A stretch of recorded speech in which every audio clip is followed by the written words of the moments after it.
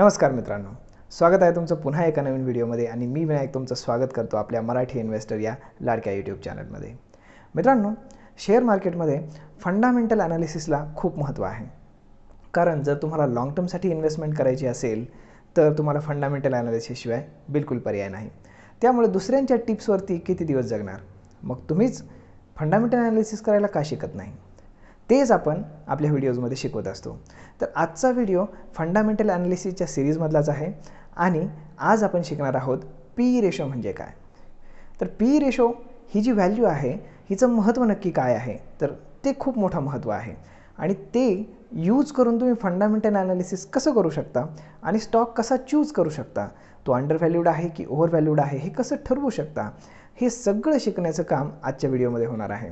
तर मित्रांनो, व्हिडिओला शेवटपर्यंत नक्की पाहत राहा आणि शिका पी रेशो म्हणजे काय आणि स्वतःच्या पायावरती उभं राहा.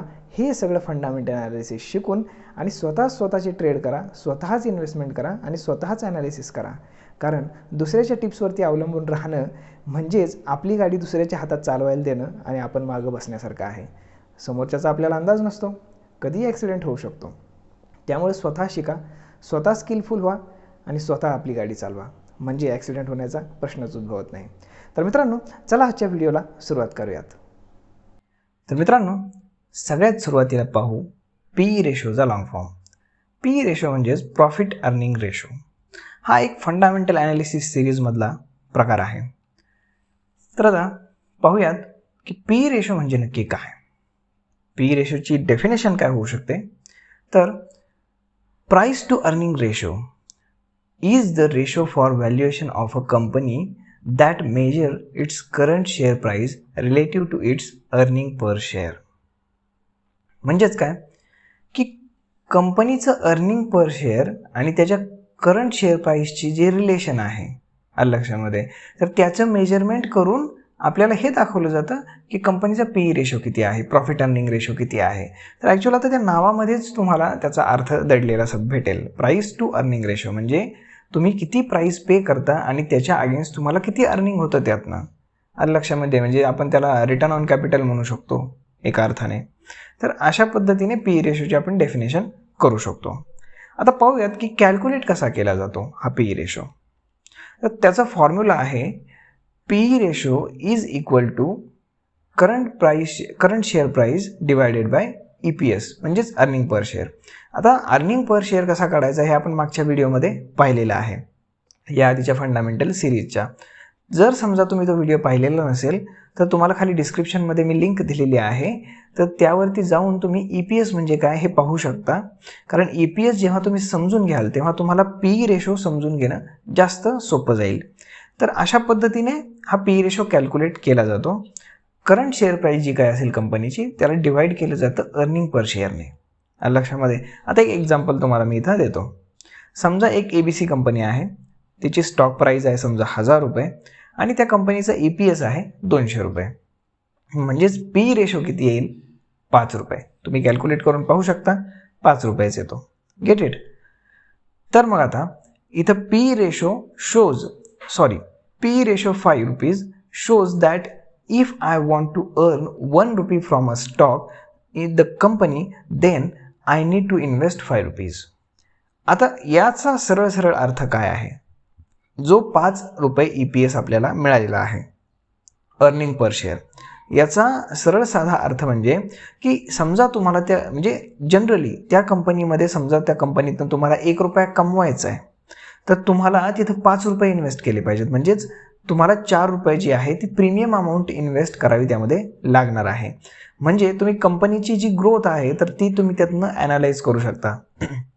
आता तुम्हाला जेव्हा EPS कॅल्क्युलेट करायचा असतो आणि त्याच्यातनं तुम्हाला पी रेशोचं रिलेशन समजून घ्यायचं असतं किंवा पी रेशोवरनं स्टॉक ओव्हर व्हॅल्यूड आहे की अंडर व्हॅल्यूड आहे की काय परिस्थिती आहे स्टॉकची आणि त्या कंपनीची, हे जर तुम्हाला चेक करायचं असेल तर तुम्हाला minimum more than 5 इयर्सचे J P ratios आहेत तर ते तुम्हाला घ्यावे लागतील आणि त्यांच्यावरनं तुम्हाला समजेल की समजा जो 5 रुपये EPS आलेला आहे तर तो ह्या स्टॉक प्राईसच्या मानाने हायर आहे की अंडर व्हॅल्यूड आहे की व्यवस्थित आहे.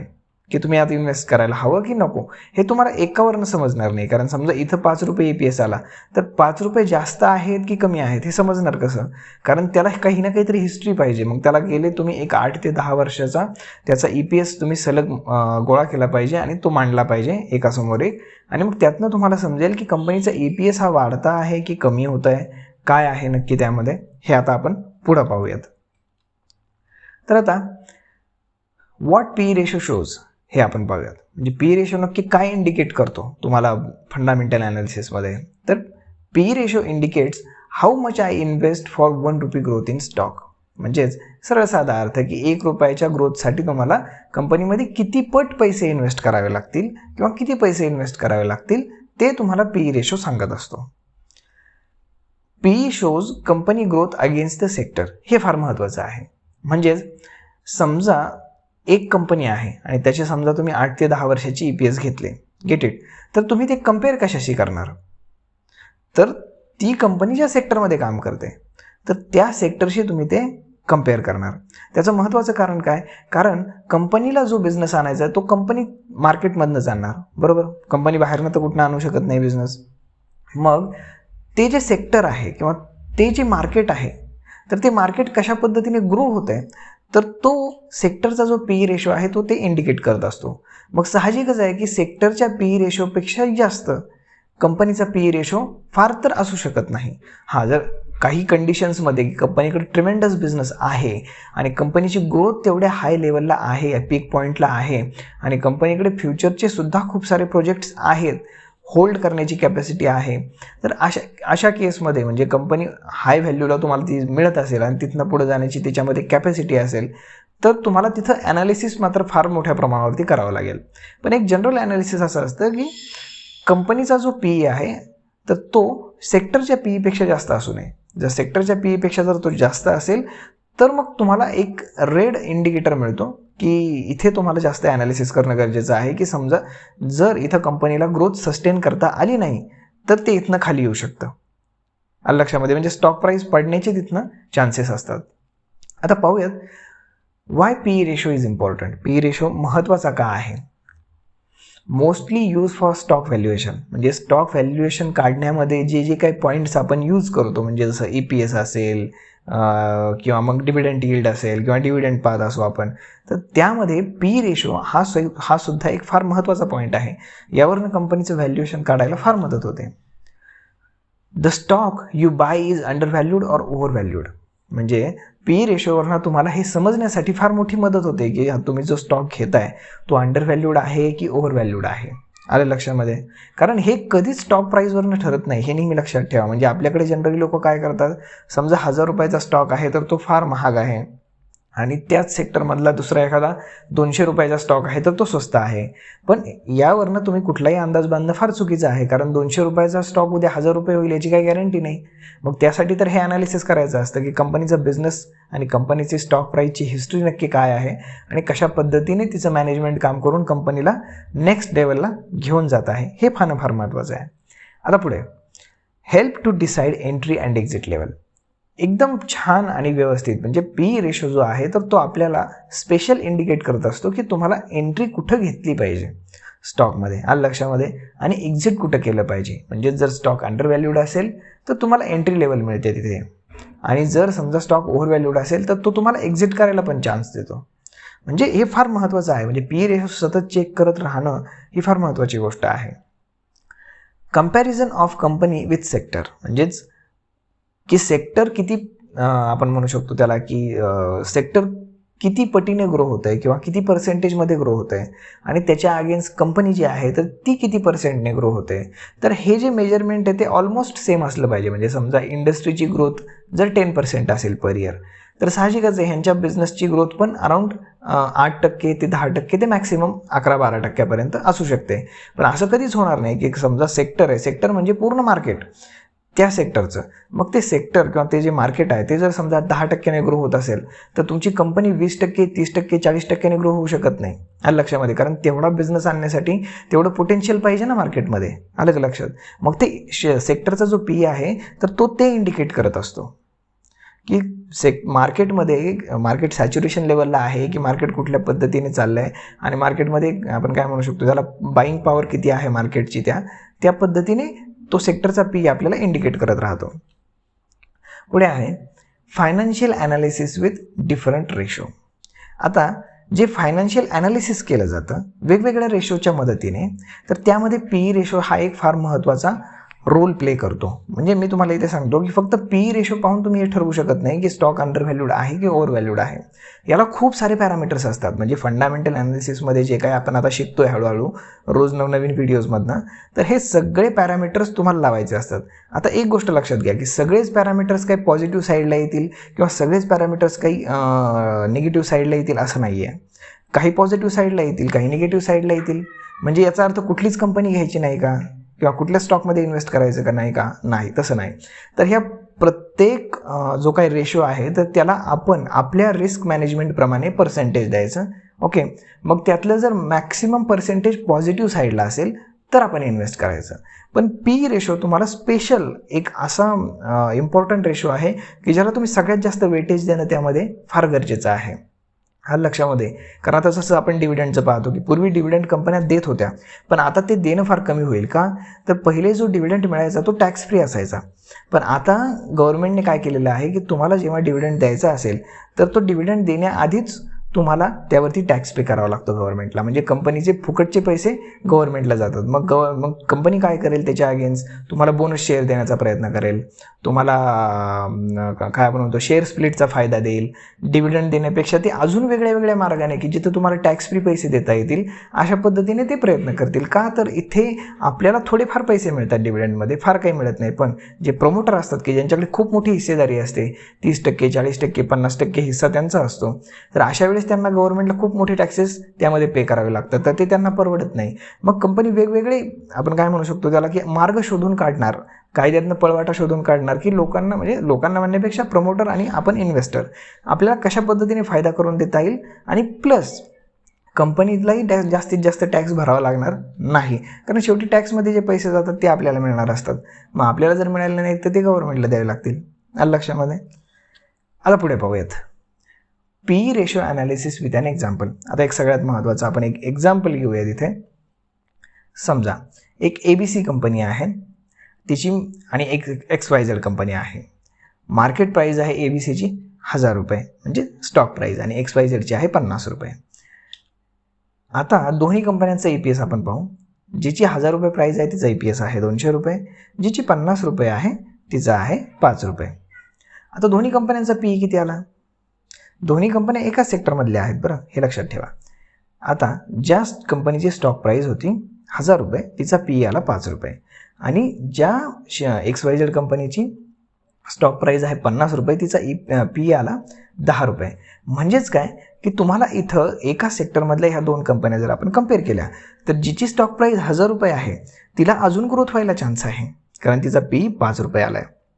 आणि तिच्यापेक्षा जास्त PE असणारी कंपनी आहे ती XYZ, म्हणजेच तिची स्टॉक प्राईज 50 रुपये असून सुद्धा तिला वाढायला चान्स फार कमी आहे. आलं लक्षामध्ये? पण ABC कंपनी जिची स्टॉक प्राईज 1000 रुपये आहे तर तिला वाढायला जास्त चान्स आहे. म्हणजे इथं मला तुम्हाला हेच दाखवायचं होतं की एखाद्या कंपनीची स्टॉक प्राईज जास्त असली म्हणजे तिचा PE जास्त असतो असं काही नाही, किंवा एखाद्या स्टॉकची प्राईस कमी असेल तर तिचा PE कमी असतो असं नाही आहे. ते अपोजिटसुद्धा असू शकतं, कारण ते पूर्णपणे कंपनीच्या आपण काय म्हणतो त्याला सेल्स आणि कंपनीच्या प्रॉफिटवरती डिपेंड आहे. इथे आकडे मॅटर्स करतात. म्हणजे तुमची स्टॉक प्राईस बिलकुल मॅटर करत नाही, कारण स्टॉक प्राईज आपण पाहतोच की स्टॉक प्राईज नक्की कशी काढली जाते हे तुम्ही समजून घेतलं पाहिजे त्यामध्ये. कारण स्टॉक प्राईजमध्ये काय असतं की कंपनीचं टोटल व्हॅल्युएशन किंवा कंपनीचं टोटल आपण काय म्हणू शकतो की कॅपिटल त्याला डिवाईड केलं जातं नंबर ऑफ शेअर्सने. आता जे नंबर ऑफ शेअर्स असतात ते प्रत्येक कंपनीचे वेगळे असतात, त्यामुळे ही स्टॉक प्राईज कधी कधी कमीसुद्धा दिसते, कधी कधी जास्तसुद्धा दिसते. आलं लक्षामध्ये? म्हणजे सगळा खेळ तिथं असतो. त्यामुळे तुम्ही स्टॉक प्राईस पाहून त्यामध्ये इन्व्हेस्ट करण्याचा कधीच प्रयत्न करू नका. तुम्ही सगळ्यात पहिले ॲनालिसिस करा आणि म्हणजे तुमच्या ॲनालिसिसमध्ये जी कंपनी पास होईल त्याच कंपनीमध्ये तुम्ही इन्व्हेस्ट करा. तुम्ही मार्केट प्राईस काय आहे स्टॉकची आणि तुमच्या तो आपण काय म्हणू शकतो की तुम्हाला तो ओव्हर व्हॅल्यूड वाटतो की अंडर व्हॅल्यूड वाटतो हे तुम्ही स्टॉक प्राईस पाहून ठरवू नका. आलं लक्षामध्ये? ते पूर्णपणे चुकीचं असेल. आता पुढे पाहूया. आता मी तुम्हाला 3 उदाहरणं देतो इथे. एक लो पी रेशोचं, एक हाय पी रेशोचं आणि एक निगेटिव्ह पी रेशोचं. 5 वर्षाचा डेटा घेऊन ते कशा पद्धतीने कॅल्क्युलेट करता येईल ते तुम्हाला मी इथं दाखवून देतो. आता सगळ्यात पहिलं उदाहरण पाहूयात की low P ratio with 5 year data. म्हणजे समजा एखाद्या कंपनीचा लो जर झालेला असेल पी, तर तो आपण कसा पाहणार लक्षामध्ये. मग त्यासाठी आपण एक 5 वर्षाचा डेटा घेऊ त्या कंपनीचा आणि मग त्यातनं मी तुम्हाला हे दाखवतो की कशा पद्धतीनं त्या कंपनीचा पी कमी होत चाललेला आहे. म्हणजे जसं मी तुम्हाला म्हटलं की कंपनीचा पी रेशो कमी असेल म्हणजे तुम्ही त्यात इन्व्हेस्ट केलंच पाहिजे असं नाही, किंवा जास्त असेल तरी इन्व्हेस्ट किंवा तुम्ही ओव्हरव्हॅल्यूड झाली म्हणून विकलंच पाहिजे असं नाही. त्याला बाकीचे पण पॅरामीटर्स तुम्हाला लावावे लागतील लक्षामध्ये. तर त्यामध्ये सगळ्यात पहिल्यांदा हे पाहू low P ratio low growth example आपण इथं पाहूयात. हे 5 वर्ष कंपन्यांची. त्यानंतर आता म्हणजे एकाच कंपनीची आता प्राईस जी आहे कंपनीची ती पहिल्या वर्षी होती 100, दुसऱ्या वर्षी 110, तिसऱ्या वर्षी 120, चौथ्या वर्षी 130, 5व्या वर्षी 140. आता कंपनीचा जो EPS आहे तो त्याच्या अगेन्स्ट वाढत जाणार, बरोबर, कारण ही पूर्णपणे स्टॉक प्राईसची जी मुवमेंट आहे त्यावरती डिपेंड करतं. तर EPS सुद्धा 10, 11, 12, 13, 14 अशा पद्धतीने वाढता राहिलेला आहे. मग आता याचा PE किती आहे तुम्ही व्यवस्थित कॅल्क्युलेट करा. कंपनीचा PE 10च आहे लक्षामध्ये. म्हणजे कंपनीची स्टॉक प्राईस वाढते आहे, EPS वाढतो आहे, अर्निंग पर शेअर वाढतं आहे, तरीसुद्धा PE तुम्हाला जागेवरच दिसतोय लक्षामध्ये. कारण जो कंपनीची थोडक्यात काय की ही स्लो ग्रोथ कंपनी आहे लक्षामध्ये. म्हणजे बिलकुल संथ गतीने मार्केट म्हणजे थोडक्यात जो आपण काय म्हणू शकतो त्याला सेक्टर ज्या पद्धतीने ग्रो करत आहे लक्षामध्ये, त्याच्या अगेन्स्ट हिचा जो रेशो आहे हा खूप खालनं चालू आहे. म्हणजेच ह्याला तुम्हाला लो ग्रोथ एक्झाम्पल म्हणता येईल की या कंपनीमध्ये आपण जर इन्व्हेस्ट केलं तर तुम्हाला वर्षानुवर्षे तेवढंच अर्निंग होणार आहे. म्हणजे आपण काय म्हणू शकतो त्याला की तुमचा जो पी आहे तो वाढतच नाही आहे. तुमचा पी 10, 10, 10, 10 एवढाच आहे. म्हणजे याचा अर्थ तुमची जरी स्टॉक प्राईस वाढली तरी इन्फ्लेशनच्या अगेन्स्ट जे काही आपण काय म्हणतो महागाई दर वाढतो तर त्याच्या अगेन्स्ट तुम्हाला मार्केटमधनं काहीच मिळणार नाही. फक्त तुमचे पैशाचे आकडे वाढलेले तुम्हाला दिसतील, पण त्याची बाईंग पॉवर ॲक्च्युली कमी झालेली असेल लक्षामध्ये. आता दुसरं उदाहरण पाहूयात हाय पी रेशोचं. म्हणजे एखाद्या कंपनीचं जर पी रेशो हाय असेल म्हणजे जी आपल्याला बाय करण्यासाठी अगदी व्यवस्थित कंपनी असेल तर तिचा डेटा आपल्याला कशा पद्धतीने दिसेल किंवा ॲनालाइज करता येईल. तर ही झाली कंपनीची 5 वर्ष. तिची स्टॉक प्राईस 100, 300, 700, 1100 आणि 1500 अशा पद्धतीने 5 वर्षामध्ये तिने ग्रोथ केलेली आहे. तिचा EPS कशा पद्धतीने वाढला आहे ते पहा. 10, 20, 35, 40 आणि 50 या पद्धतीने. आता कंपनीचा PE पहा. 10 पहिल्या वर्षी, दुसऱ्या वर्षी 15, तिसऱ्या वर्षी 20, चौथ्या वर्षी 27.5, 5व्या वर्षी 30. म्हणजेच काय की इथं तुम्हाला जी ग्रोथ आहे ती ग्रोथ तुम्हाला फार चांगल्या पद्धतीने दिसते. म्हणजे आता कंपनीचा जर मी एकाच वर्षाचा याच्यातला कुठलाही जर समजा PE घेतला तर मला हे समजणार नाही की हा PE वाढतोय की दरवर्षी कमी होतोय लक्षामध्ये. तर हे पाहणं फार गरजेचं आहे. म्हणून मी तुम्हाला मगाशी म्हटलं की कुठल्याही कंपनीचा तुम्हाला मिनिमम 5 वर्ष आणि मॅक्सिमम एक 8 ते 10 वर्षापर्यंतचा डेटा तुम्हाला समोर घ्यावा लागेल PE रेशोचा. आणि तो PE रेशो कशा पद्धतीने वाढतोय लक्षामध्ये, PE रेशो कशा पद्धतीने वाढतोय ते तुम्हाला चेकआउट करावं लागेल आणि त्यानंतर तुम्हाला हे ठरवावं लागेल. म्हणजेच हाय ग्रोथचं जे एक्झाम्पल मी तुम्हाला दिलेलं आहे तर इथे तुम्हाला प्राईसची जी ग्रोथ आहे किंवा त्याचं जे फ्लक्च्युएशन आहे ते तुम्हाला मोठ्या प्रमाणामध्ये दिसेल लक्षामध्ये. मोठ्या प्रमाणामध्ये वाढ झालेली तुम्हाला त्यामध्ये पाहायला मिळेल. म्हणूनच PE रेशो फार चांगल्या पद्धतीने डेव्हलप झालेला आहे. आता असं नाही की प्रत्येक कंपनी फार चांगली परफॉर्म करेल. मग काही कंपन्या अशा असतात की ज्या निगेटिव्हमध्ये जातात. मग ते निगेटिव्ह PE रेशो तुम्ही कसा शोधणार किंवा कशा पद्धतीने तुम्हाला तो डेटा शो होईल त्याचं एक आपण उदाहरण इथं तुम्हाला दाखवूयात. तर बघा पहिल्या वर्षी कंपनीची प्राईस होती 1500, त्यानंतर झाली 1100, 700, 300 आणि 100. त्यानंतर EPS पण त्या पद्धतीने कमी झालेला आहे 50, 40, 35, 20, 10. आता या कंपनीचा पी पहा 30 पहिल्या वर्षी होता, दुसऱ्या वर्षी 27.5 झाला, तिसऱ्या वर्षी 20 झाला, चौथ्या वर्षी 15 झाला, 5व्या वर्षी 10 झाला, कदाचित पुढच्या वर्षी तो 7, 8 असा होईल. म्हणजेच काय की हे जे उदाहरण तुम्हाला मी इथं दिलेलं आहे तर इथं तुम्हाला काय पाहायला मिळतं तर PE रेशो वाढलेला नाही तर PE रेशो कमी झालेला आहे, डाऊन ट्रेंडमध्ये गेलेला आहे. म्हणजेच जर तुम्ही कंपनीचा PE जर चेक केला तर त्यावरनं तुम्हाला कशाचा अंदाज बांधता येईल कंपनीचा EPS कमी झालेला असेल, कंपनीची स्टॉक प्राईस लॉंग टर्ममध्ये कमी झालेली असेल, ह्या सगळे अंदाज तुम्हाला फक्त एका PE पाहून बांधता येतील. आलं लक्षामध्ये? तर हे सगळ्यात महत्त्वाचं उदाहरण होतं की निगेटिव्ह म्हणजे आता समजा 10 PE आहे म्हणजे उद्या तो परत 30 होईल का? आलं का लक्षामध्ये? म्हणजे समजा कमी PE आहे म्हणून तुम्ही इन्व्हेस्ट केलं पाहिजे आणि हाय PE झाला म्हणून तुम्ही विकलं पाहिजे, हे पूर्णपणे चुकीचं आहे. आलं का लक्षामध्ये?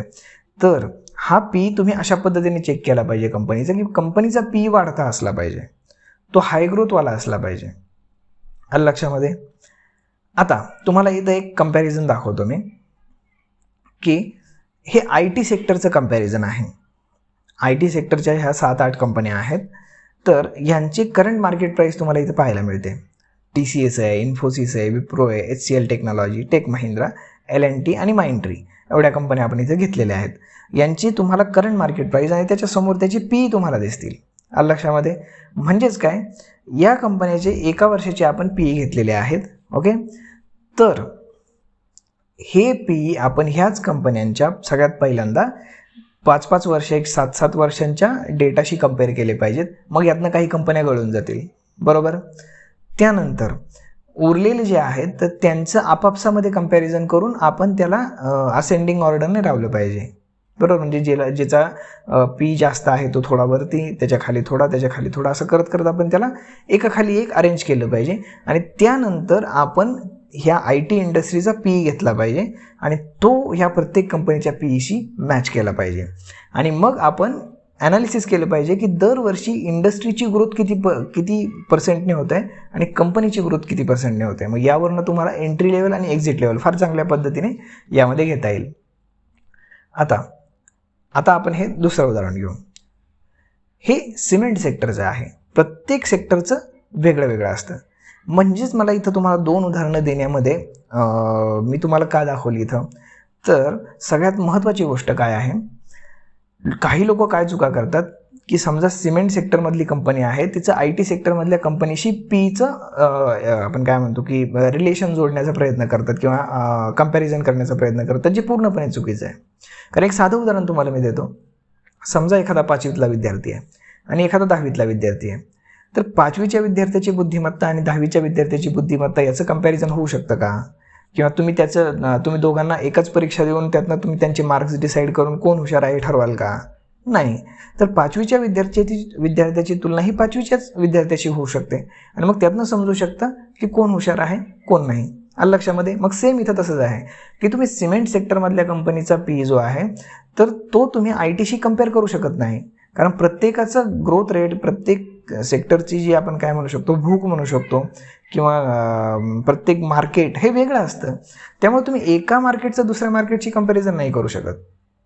त्यामुळं इथं तुम्ही पाहू शकता की इथे काही कंपन्यांची म्हणजे तुम्हाला जी PE आहेत तर तुम्हाला मार्केट प्राईसच्या अगेन्स्ट इथं जे PE आहेत ते तुम्हाला वेगळे दिसत आहेत. आणि मगाशी जे PE तुम्ही पाहिले की ज्यांच्या मार्केट प्राईस वेगळ्या होत्या IT सेक्टरच्या आणि त्यांचे PE यांच्यापेक्षा डिफरन्स होते. आलं लक्षामध्ये?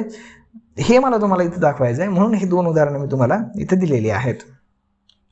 तर आता सगळ्यात महत्त्वाची गोष्ट, पॉईंट्स टू नोट, की आज आपण ह्या PE रेशोमधनं नक्की काय शिकलो, की PE रेशोचा यूज नक्की कसा झाला पाहिजे. तर low PE means not to buy and high PE means not to sell. म्हणजेच काय, सगळ्यात महत्त्वाची गोष्ट आपण इथे काय शिकलो की कमी PE असेल म्हणजे एंट्री केलीच पाहिजे असं नाही आहे आणि हाय PE असेल म्हणजे एक्झिट केलीच पाहिजे असं बिलकुल नाही आहे, बरोबर. तर जे कंपॅरिझन मी तुम्हाला मगाशी सांगितलं ते सगळ्यात पहिल्यांदा केलं पाहिजे आणि त्यातनं तुम्हाला हे ठरवता येईल की PE हाय आहे की PE लो आहे. आलं लक्षामध्ये?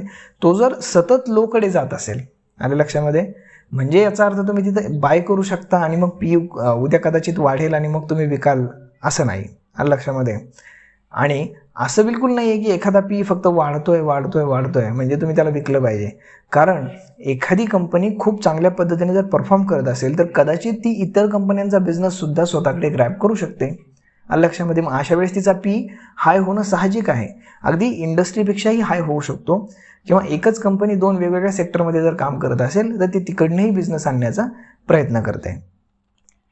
तर always compare P with sectors P and other stock of same sector. जसं मी मागाशी तुम्हाला सांगितलं की नेहमी पी कम्पेअर करताना त्याच कंपनीच्या इतर सेम सेक्टरमधल्या कंपन्यांशी करा आणि त्याच कंपनीच्या सेक्टरशी करा. आलं लक्षामध्ये. म्हणजे एकतर तुम्ही सेक्टरशी कम्पेअर केलं पाहिजे आणि ॲज वेल ॲज तुम्ही त्याच सेम सेक्टरमधल्या कंपन्यांशी सुद्धा कम्पेअर केलं पाहिजे. Don't compare different sectors, compare P for buy or sale.